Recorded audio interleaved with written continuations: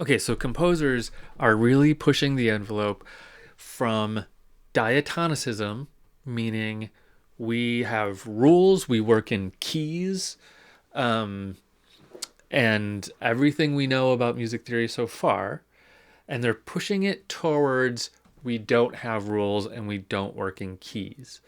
So what happens is, well, here's a really good way to, I think, maybe explain this idea.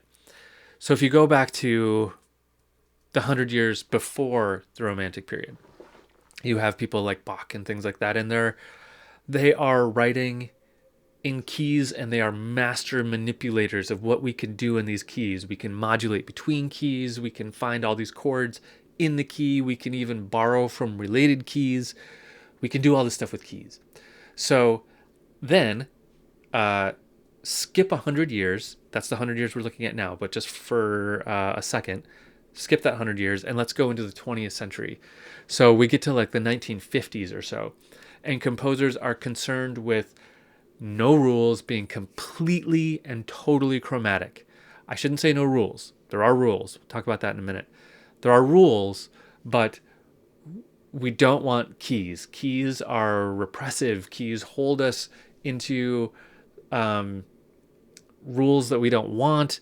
And in fact, there's even this one sentiment that says that composers were retaliating against a key because it gave some notes priority over other notes. And there was an idea of like humanism involved in that, with like equality being involved in that. It's really strange. But music of that period, of 1950s or so, not popular music, but like classical music, gets super chromatic and super crazy, just like chaos. And we'll talk about that. And there's some really cool stuff that's happening. So this period, jumping back to the Romantic period, what's really happening is it's that Bach era mentality of music theory, of keys and all of this stuff, pushing towards total chromaticism. So we've got this period where composers are bending and breaking the rules in an effort to try to be unique and get closer to chromaticism. So there's almost an era of new rules being made that incorporate chromatic music.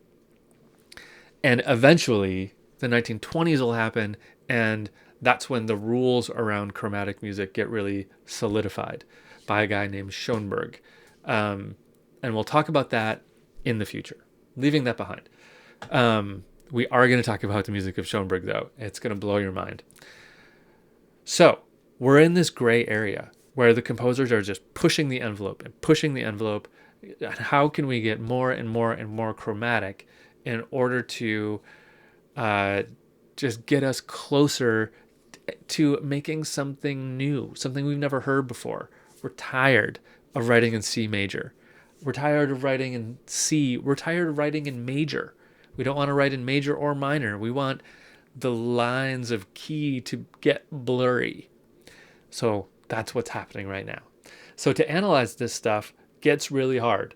And even more so than before, a lot of it gets opened up for opinion. So when we're looking at a piece, you might say, I see a 145 right there. And I might say, actually, it's a subdominant augmented six chord or something crazy. But just remember that there's a lot of room for interpretation. Once we get into this really chromatic stuff, you could call it 10 different things. So really keep that in mind. There's even more than before room for wildly different interpretations of a lot of this stuff.